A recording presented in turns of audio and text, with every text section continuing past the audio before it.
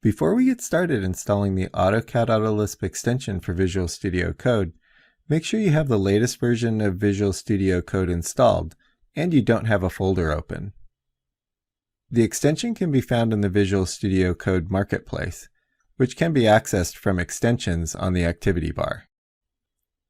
In Search, type AutoCAD. You should see the AutoCAD AutoLISP extension.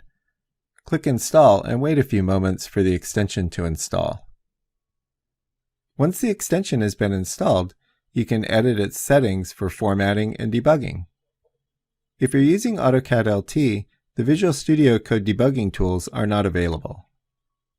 On the AutoCAD AutoLISP extension page, click the Manage icon and select Extension Settings.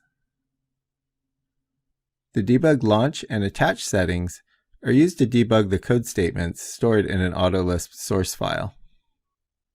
Change the value of the Attach Process attribute to ACAD, and the value of the Launch Program attribute to reflect the location of the ACAD.exe file.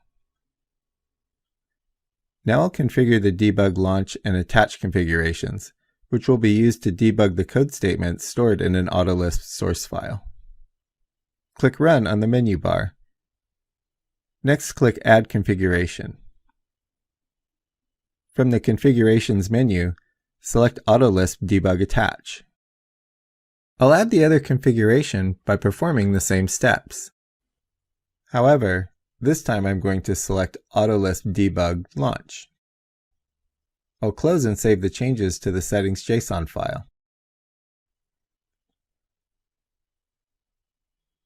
Once the extension has been configured, you're now ready to edit and debug AutoLISP source files with Visual Studio Code.